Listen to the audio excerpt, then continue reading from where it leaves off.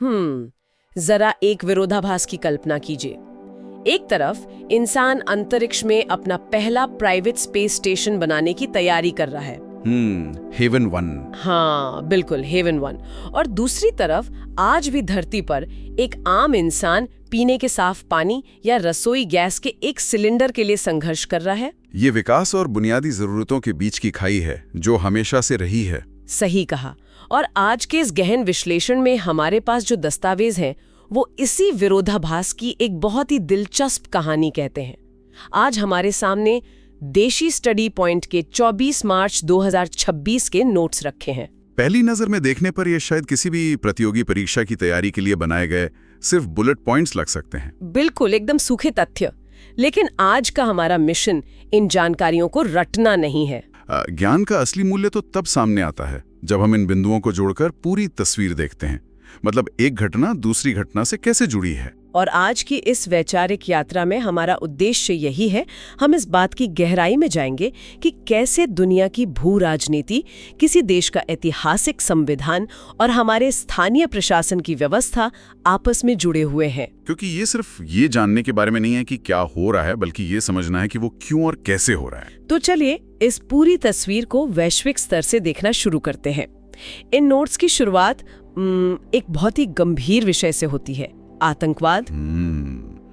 Global terrorism index 2026 के आंकड़े। हाँ, institute for economics and peace द्वारा जारी की गई यह रिपोर्ट बताती है कि पाकिस्तान आतंकवाद से सबसे ज्यादा प्रभावित देशों की सूची में सबसे ऊपर है, जो कि अगर हम गहराई से देखें तो कोई आश्चर्य की बात नहीं है। और अगर मौतों के आंकड़े देखें तो सबसे ज्यादा मौतें नाइजीरिया में हुई हैं।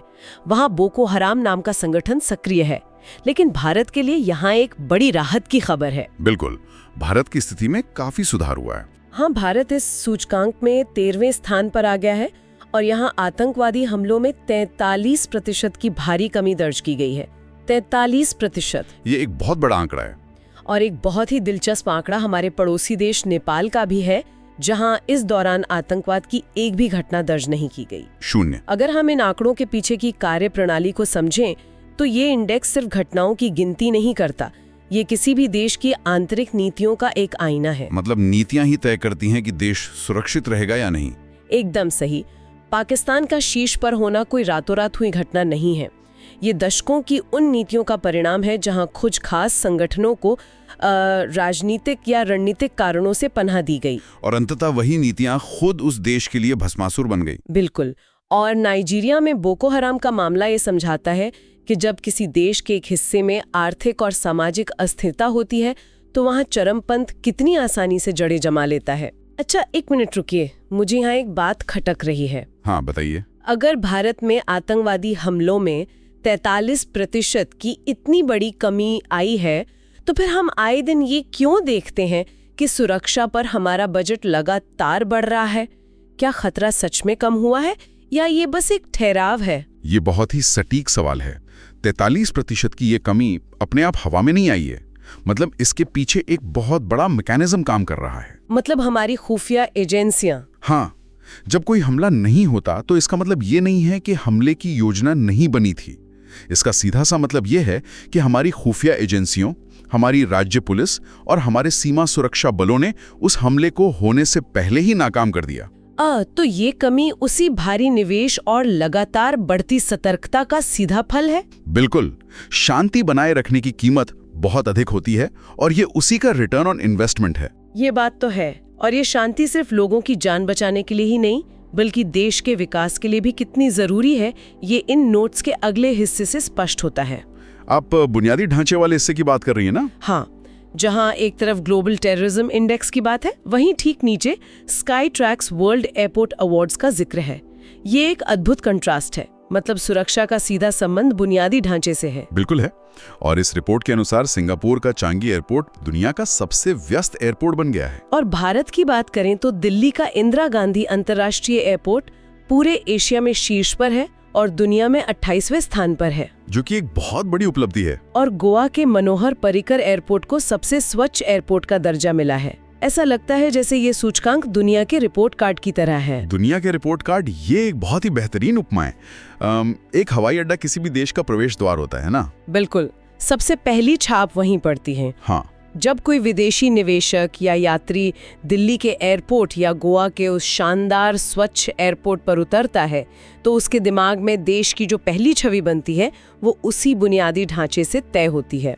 छवि तो बनती है, लेकिन जैसा कि अभी बात हुई, बिना कड़ी सुरक्षा व्यवस्था के आप इस तरह का विश्व स्तरीय बुनियादी ढांचा ना तो बना सकते हैं और ना ही उसे चला सकते हैं। एकदम सही बात है। विकास और सुरक्षा एक ही सिक्के के दो पहलू हैं। और इस सिक्के को सही दिशा में उछालने के लिए एक मजबूत हाथ की जरूरत होती है, यानी मजबूत नेतृत्व। नेतृत्व के मोर्चे पर भी वैश्विक मंच पर दिलचस्प बदलाव हुए हैं। हाँ, महिला नेतृत्व का उभरना एक बहुत बड़ा बदलाव है। बिल्कुल। नोट्स बताते हैं कि जापान को साने तकाइची के रूप में अपनी पहली महिला प्रधानमंत्री मिली हैं और इटली का नेतृत्व भी पहली बार एक महिला जॉर्जिया मेलोनी के हाथों में है। ये दर्शाता है कि दुनिया की राजनीतिक धुरी अब समावेशी हो रही है। और इसके अलावा एक बहुत बड़ा रिकॉर्ड भारत में बना है। प्रधानमंत्री नरेंद्र मोदी ने 8,931 दिनों तक निर्वाचित सरकार के प्रमुख के रूप में सेवा करने का नया कीर्तिमान स्थापित किया है। इससे पहले ये रिकॉर्ड सिक्किम के पूर्व मुख्यमंत्री पवन कुमार चामलिंग के नाम था। 8,931 दिन, ये बहुत लंबा समय है। अगर आप इसका हिसाब लगाएं तो ये लगभग 24.5 साल का समय बैठता है। एक लोकतांत्रिक व्यवस्था में जहां हर 5 साल में जनता अपना मत तय करती है, वहां इतने लंबे समय तक किसी भी नेता का लगातार निर्वाचित प्रमुख बने रहना एक बहुत ही दुर्लभ घटना है, चाहे वो मुख्यमंत्री के रूप में हो या प्रधानमंत्री के रूप में। बिल्कुल। और जब शीर्ष नेतृत्व में इस तरह की स्थिरता होती है या जापान और इटली जैसे ऐतिहासिक बदलाव होते हैं तो उसका सीधा असर देश के आंतरिक ढांचे पर पड़ता है। सही कहा। और जब हम भारत के आंतरिक ढांचे की बात करते हैं तो ये चर्चा स्वाभाविक रूप से उस मूल दस्तावेज की ओर जाती है जिस पर ये पूरा देश टिका है, हमारा संविधान, जो कि किसी भी लोकतंत्र की आत्मा होता है। ये नोट्स याद दिलाते हैं कि हमारे संविधान को बनने में 2 वर्ष 11 माह और 18 दिन का लंबा समय लगा था। डॉक्टर भीमराव अंबेडकर की अध्यक्षता में प्रारूप समिति ने एक-एक शब्द पर घंटों बहस की थी। और ये मेहनत इसलिए जरूरी थी क्योंकि वो सिर्फ उस समय के लिए नहीं बल्कि आने वाली कई सदियों के लिए एक ढांचा तैयार कर रहे थे। लेकिन ये दस्तावेज कोई पत्थर की लकीर नहीं है जिसे बदला ना जा सके। मतलब ये एक जीवित इकाई है जो समाज की जरूरतों के साथ सांस लेती है। बिल्कुल। और समय समय पर इसमें जो बदलाव हुए हैं वे इसका प्रमाण है। जैसे कि 1976 में 42वें संविधान संशोधन के जरिए इसकी प्रस्तावना में समाजवादी, पंथ निरपेक्ष और अखंडता जैसे शब्द जोड़े गए, क्योंकि उस समय देश को एक स्पष्ट वैचारिक दिशा की जरूरत महसूस हो रही थी। और इसी बात पर इन नोट्स में 1978 के 44वें संविधान संशोधन का भी जिक्र है, जिसने संपत्ति के अधिकार को मौलिक अधिकारों की सूची से हटाकर एक सामान्य कानूनी अधिकार बना दिया। और इससे मौलिक अधिकारों की संख्या 7 से घटकर 6 रह गई। मुझे हमेशा ये बात बहुत सोचने पर मजबूर करती है। मतलब संविधान निर्माताओं ने जिस अधिकार को इतना महत्वपूर्ण माना था कि उसे मौलिक अधिकारों में रखा, उसे महज 3 दशक बाद हटाना क्यों पड़ा? ये समझना बहुत जरूरी है। ये सीधे तौर पर आज के भारत के विकास से जुड़ा है। जब देश आजाद हुआ तो विकास के लिए, जमींदारी प्रथा खत्म करने के लिए या नए बांध और सड़कें बनाने के लिए सरकार को जमीन की जरूरत थी। जैसे अभी हमने एयरपोर्ट्स की बात की थी, उनके लिए भी जमीन चाहिए। बिल्कुल। लेकिन अगर संपत्ति का अधिकार एक मौलिक अधिकार है तो सरकार किसी भी सार्वजनिक भलाई के काम के लिए जमीन का अधिग्रहण आसानी से नहीं कर सकती थी। अच्छा, क्योंकि तब हर मामला सीधे सुप्रीम कोर्ट में जाके अटक जाता होगा। के लिए ये संशोधन करना पड़ा। ये इस बात का प्रमाण है कि नीतियां समाज की प्रगति के रास्ते में रोड़ा नहीं बन सकती, उन्हें बदलना ही पड़ता है। अरे वाह! तो संपत्ति के अधिकार को हटाना महज एक कानूनी बदलाव नहीं था, बल्कि वो आधुनिक भारत के निर्माण का एक रास्ता साफ करने जैसा था। जी बिल्कुल। और आज उसी मजबूत संवैधानिक और प्रशासनिक ढांचे के तहत हम एक ऐसी जगह पहुंच गए हैं जहां तकनीक ने बुनियादी अधिकारों को एक नई परिभाषा दे दी है। इन नोट्स में एक बहुत ही रोचक तथ्य है। वो गुरुग्राम वाले एलपीजी एटीएम का जिक्र कर रही है ना आप? हाँ, गुरुग्राम में देश का पहला एलपीजी एटीएम शुरू हो गया है। मतलब ये सच में तकनीक और सुविधा का एक बेहतरीन संगम है। एकदम। ये दिखाता है कि चीजें जमीन पर कितनी बदल गई हैं। जरा सोचिए इसके बारे में। एक ऑटोमेटेड मशीन लगी है। दिन हो या रात, किसी भी व्यक्ति को अगर अचानक गैस सिलेंडर की जरूरत है तो उसे अब किसी एजेंसी के खुलने का इंतजार नहीं करना है। और ना ही लंबी लाइनों में लगना है। बिल्कुल, वो बस एटीएम पर जाता है, अपना ओटीपी डालता है और उसे 24 घंटे में कभी भी सिलेंडर मिल जाता है। भारत पेट्रोलियम द्वारा शुरू की गई ये सुविधा ये दिखाती है कि बुनियादी सुविधाएं अब बस इंसान के एक क्लिक या ओटीपी की दूरी पर है। लेकिन इस सुविधा की असली कीमत समझने के लिए हमें थोड़ा पीछे मुड़कर इतिहास को देखना होगा। इतिहास कैसे? क्योंकि आज जो चीजें हमें महज एक तकनीक का हिस्सा लगती हैं, उनके लिए दशकों पहले बहुत गहरे सामाजिक संघर्ष हुए थे। इन नोट्स में एक बहुत ही महत्वपूर्ण ऐतिहासिक घटना की शताब्दी का जिक्र है, मार्च 1927 का महाड़ सत्याग्रह। हाँ, महाराष्ट्र के रायगढ़ जिले में डॉक्टर भीमराव अंबेडकर के नेतृत्व में हुआ ये आंदोलन, इसे भारत का पहला जन जल आंदोलन भी कहा जाता है। सही कहा। 1927 में एक बड़ी आबादी को सार्वजनिक जल स्रोतों, विशेषकर महाड़ के चौदार तालाब से पानी पीने तक की अनुमति नहीं थी, जो कि आज के समय में सोचना भी कितना अजीब लगता है। बिल्कुल। वो संघर्ष सिर्फ पानी के लिए नहीं था, वो मानवीय गरिमा और समानता के लिए था। और इस साल इस महाड़ सत्याग्रह की शताब्दी को समानता और सामाजिक सद्भाव का वर्ष के रूप में मनाया जा रहा है। और सबसे अद्भुत बात यह है कि 1927 का ये स्थानीय संघर्ष आज 2026 के वैश्विक विमर्श से सीधे जुड़ता है। वो कैसे? आप महाड़ सत्याग्रह को आज के वैश्विक विमर्श से कैसे जोड़ रहे हैं? 22 मार्च को मनाए जाने वाले विश्व जल दिवस की इस बार की थीम देखिए। इसकी थीम है जल और लिंग, और इसका उप थीम है जहां जल बहता है वही समानता पनपती है। अच्छा, वाटर एंड जेंडर। हाँ, यह अचानक नहीं है। दुनिया भर में पानी का प्रबंधन और उसे दूर दराज के इलाकों से भरकर लाने का बोझ ऐतिहासिक रूप से महिलाओं के कंधों पर रहा है। हाँ, ये तो है।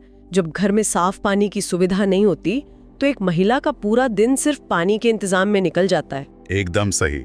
तो महाड़ सत्याग्रह ने जिस समानता की मांग की थी, आज वो वैश्विक स्तर पर जल संरक्षण और लैंगिक समानता की चर्चा के केंद्र में है। उफ, ये सच में रोंगटे खड़े कर देने वाला विचार है। मतलब जब हम किसी को घर पर नल से पानी देते हैं या वो एलपीजी एटीएम के जरिए गैस सिलेंडर आसानी से प्राप्त कर लेता है, तो हम सिर्फ उसे एक सुविधा नहीं दे रहे हैं, हम उसका समय बचा रहे हैं। बिल्कुल, हम उसका वो समय बचा रहे हैं जिसे वो अपनी शिक्षा या रोजगार में लगा सकता है। ये असल में उस समानता को जमीन पर उतारने का काम है जिसकी नींव संविधान में रखी गई थी। और कोई भी देश इस दिशा में कितना आगे बढ़ा है, इसे मापने का सबसे अच्छा तरीका क्या है? डेटा, आंकड़े। इसलिए 2027 की आगामी जनगणना बहुत महत्वपूर्ण होने वाली है। सरकारी नीतियां तभी बना सकती हैं जब उसके पास एकदम सटीक आंकड़े हों कि समाज का कौन सा वर्ग कहां खड़ा है। और इस जनगणना के लिए सैंड आर्टिस्ट सुदर्शन पटनायक को ब्रांड एम्बेसडर बनाया गया है। ये मुझे बहुत दिलचस्प लगा। हाँ, ये काफी अनोखा कदम है। मतलब आमतौर पर आंकड़ों और कला का कोई मेल नहीं माना जाता, लेकिन जनगणना को एक रूखे सरकारी काम से निकालकर उसमें कला का पुट डालना, उसे आम जनता से जोड़ने का एक बहुत ही रचनात्मक तरीका है। बिल्कुल, क्योंकि नीतियां लोगों के लिए ही होती हैं और उनका असर सीधे लोगों पर पड़ता है। इसका एक और ताज़ा उदाहरण हमारे सामने रिलीफ योजना के रूप में है। Relief scheme. हाँ, नोट्स में लिखा है कि केंद्रीय मंत्री पीयूष गोयल ने भारतीय निर्यातकों को राहत देने के लिए 497 करोड़ रुपए के बजट के साथ ये रिलीफ योजना शुरू की है। और इसका कारण हॉर्मोज जल डमरू मध्य का बंद होना बताया गया है। लेकिन एक आम इंसान के नजरिए से सोचें तो मध्य पूर्व में कोई समुद्र का रास्ता बंद हो गया है, उसका असर भारत की अर्थव्यवस्था या इस 497 करोड़ की योजना से कैसे जुड़ता है? अच्छा, इसे ऐसे समझते हैं। हॉर्मूज जल डमरू मध्य फारस की खाड़ी और ओमान की खाड़ी के बीच एक बहुत ही संकरा लेकिन दुनिया का सबसे महत्वपूर्ण समुद्री रास्ता है। मतलब व्यापार के लिए बहुत जरूरी है। हाँ, दुनिया के तेल के व्यापार का लगभग 20% हिस्सा इसी रास्ते से होकर गुजरता है। पश्चिमी एशिया में चल रहे भूराजनीतिक संघर्षों के कारण जब ये रास्ता असुरक्षित हो जाता है या बंद हो जाता है तो मालवाहक जहाजों को अफ्रीका महाद्वीप का पूरा चक्कर लगाकर आना जाना पड़ता है। ओहो, मतलब जो रास्ता कुछ दिनों का था उसमें अब हफ्ते लग जाएंगे। बिल्कुल, और समय बढ़ने का सीधा मतलब है ईंधन का ज्यादा खर्च। इससे माल ढुलाई का भाड़ा लगभग दोगुना या तिगुना हो जाता है। तो हमारे जो भारतीय निर्यातक दुनिया भर में अपना सामान भेज रहे हैं, उनका भाड़ा बढ़ जाता है और अचानक उनका मुनाफा खत्म हो जाता है, वो घाटे में चले जाते हैं। अगर वो डूब गए तो देश में नौकरियां चली जाएंगी। इसीलिए सरकार को अर्थव्यवस्था के इस झटके को सोखने के लिए 497 करोड़ रुपए की ये रिलीफ योजना लानी पड़ी। तो ये दिखाता है कि दुनिया के एक कोने में हुई हलचल कैसे हमारे देश के बजट और नीतियों को सीधे प्रभावित करती है। ये बहुत ही शानदार व्याख्या थी। शुक्रिया। खैर, अब तक हमने वैश्विक आतंकवाद, जल डमरू मध्य, राष्ट्रीय संविधान और बड़ी बड़ी नीतियों की बात की, लेकिन अब ये देखना जरूरी है कि ये सभी चीजें जमीन पर एक आम इंसान की रोजमर्रा की जिंदगी में कैसे लागू होती हैं। स्थानीय प्रशासन की बात। हाँ, इन नोट्स के उत्तर प्रदेश वाले सेक्शन पर नजर डालते हैं।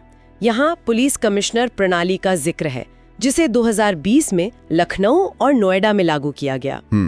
और सबसे बड़ी बात यह है कि लक्ष्मी सिंह के रूप में उत्तर प्रदेश को लखनऊ में अपनी पहली महिला पुलिस कमिश्नर मिली। पुलिस कमिश्नरी प्रणाली को समझना भी बहुत दिलचस्प है। वो कैसे? पहले के सिस्टम में पुलिस को किसी भी बड़े कदम के लिए, जैसे धारा 144 लगाना या किसी को तड़ी पार करना, तो इसके लिए जिला मजिस्ट्रेट की अनुमति लेनी पड़ती थी। इसमें समय लगता था। हाँ, फाइलें इधर से उधर जाती होंगी। बिल्कुल। लेकिन जब शहर बड़े हो जाते हैं, अपराध का तरीका आधुनिक हो जाता है, तो पुलिस को तुरंत फैसले लेने की शक्ति चाहिए होती है। पुलिस कमिश्नर सिस्टम में मजिस्ट्रेट के ये अधिकार सीधे एक वरिष्ठ पुलिस अधिकारी को दे दिए जाते हैं। अच्छा, इससे प्रशासन का काम बहुत तेज हो जाता होगा। एकदम। और एक महिला अधिकारी का इस शीर्ष पद पर पहुंचना उसी लैंगिक समानता की दिशा में एक और बड़ा कदम है, जिसकी बात हमने विश्व जल दिवस के संदर्भ में की थी। क्या बात है। और इस व्यवस्था को जमीन पर उतारने के लिए विशेष बलों का गठन भी हुआ है। नोट्स में बताया गया है कि 2007 में उत्तर प्रदेश में ATS का गठन हुआ और 2020 में उत्तर प्रदेश विशेष सुरक्षा बल बनाया गया।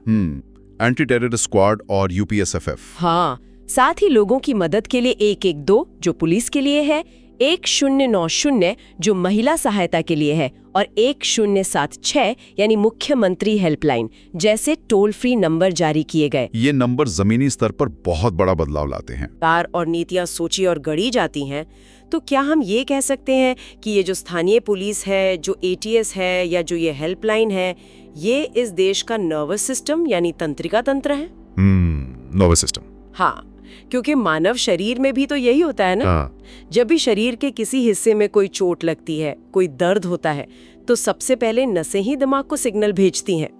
ठीक वैसे ही जब समाज के किसी हिस्से में कोई अपराध होता है या किसी को मदद चाहिए होती है, तो सबसे पहले ये हेल्पलाइन नंबर और पुलिस ही प्रतिक्रिया देते हैं।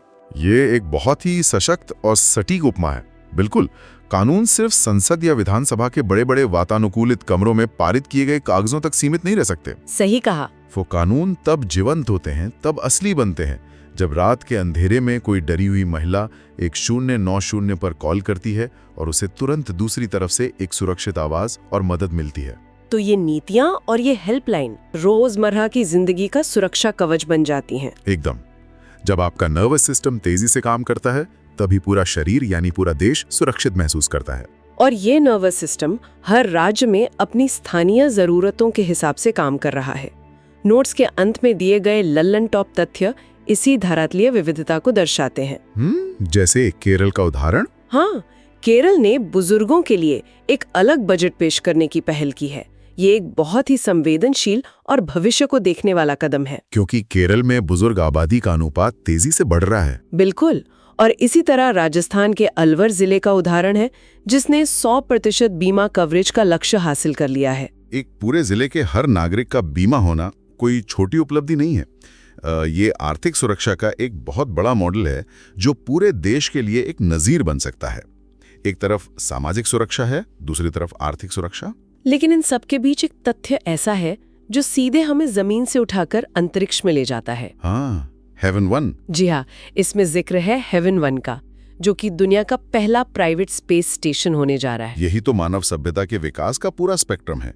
मतलब एक ही पन्ने पर हम महाड़ सत्याग्रह के पानी के संघर्ष की बात कर रहे हैं, LPG ATM की बात कर रहे हैं और साथ ही प्राइवेट स्पेस स्टेशन की भी। ये सच में अचरज भरा है। और भविष्य की इसी तस्वीर में एक और रंग भरता है वो तथ्य जहां ओडिशा में आयोजित ब्लैक स्वॉन AI समिट का जिक्र है। आर्टिफिशियल इंटेलिजेंस का शिखर सम्मेलन। हाँ, आर्टिफिशियल इंटेलिजेंस अब किसी भविष्य की विज्ञान कथा का हिस्सा नहीं है। ये हमारे आज का एक बहुत ही शक्तिशाली और जटिल हिस्सा बन चुकी है। इस तरह के शिखर सम्मेलन ये तय करेंगे कि हम इस असीम शक्ति को कैसे नियंत्रित और उपयोग करते हैं। अगर हम आज की इस पूरी वैचारिक यात्रा को समेटें तो ये सच में एक बहुत ही अद्भुत अनुभव रहा। बिल्कुल। हमने आतंकवाद के वैश्विक सूचकांक से ये समझा कि सुरक्षा नीतियां कैसे काम करती हैं। हमने देखा कि कैसे हमारा संविधान 2 साल 11 महीने और 18 दिन की कड़ी मेहनत के बाद एक ऐसा ढांचा लेकर आया जो 1978 में संपत्ति के अधिकार को हटाने से लेकर आज तक लगातार विकसित हो रहा है। हमने समझा कि कैसे 1927 के महाड़ सत्याग्रह जैसे आंदोलनों ने जिस समानता की नींव रखी वह आज एक महिला पुलिस कमिश्नर की नियुक्ति या LPG ATM की सुविधा के रूप में हमारे सामने है, और कैसे हॉर्मुज जल डमरू मध्य की एक भौगोलिक घटना हमारे देश में एक आर्थिक योजना का रूप ले लेती है। सब कुछ कितनी गहराई से एक दूसरे से जुड़ा हुआ है। बिल्कुल। दुनिया में कोई भी घटना या तथ्य शून्य में ही अलग थलग नहीं होता। लेकिन आज की इस पूरी चर्चा से जो एक बहुत ही गहरा विचार उभर कर सामने आता है वो ये है कि समय के साथ हमारे अधिकार और हमारी ज़रूरतें कैसे बदलती हैं। वो कैसे? आप अधिकारों के बदलने की बात किस संदर्भ में कर रहे हैं? देखिए, अभी हमने चर्चा की कि कैसे 1978 में 44वें संविधान संशोधन के द्वारा संपत्ति के अधिकार को मौलिक अधिकारों से हटा दिया गया था, क्योंकि उस समय देश को भौतिक विकास, सड़कों और जमीन की जरूरत थी। हाँ, बिल्कुल। लेकिन आज हम कहाँ खड़े हैं? आज हम हेवन 1 जैसे प्राइवेट स्पेस स्टेशन बना रहे हैं। हम ब्लैक स्वान AI समिट कर रहे हैं, जहां कृत्रिम बुद्धिमत्ता हमारी दुनिया, हमारे रोजगार और हमारे फैसलों को चला रही है। तो ये सोचने वाली बात है कि आज से 20 या 50 साल बाद हमारे मौलिक अधिकारों की परिभाषा क्या होगी? जब AI सब कुछ नियंत्रित कर रहा होगा तो क्या अपनी निजता बचाना, अपने डेटा का अधिकार रखना या शायद अंतरिक्ष में एक सुरक्षित जगह पाने का अधिकार, क्या ये भविष्य के नए मौलिक अधिकार होंगे? बाप रे! क्या भविष्य का संविधान केवल जमीन के नहीं बल्कि डेटा और अंतरिक्ष के नियमों से तय होगा? उफ, ये सच में एक ऐसा विचार है जो दिमाग के कई दरवाजे खोल देता है। 1978 की जमीनी संपत्ति से लेकर आने वाले कल के डिजिटल और अंतरिक्ष अधिकारों तक का ये सफर, ये कल्पना ही अपने आप में अचंभित करने वाली है कि मानव सभ्यता कितनी तेजी से आगे बढ़ रही है। बिल्कुल। खैर, आज के इस गहन विश्लेषण को यहीं विराम देते हैं।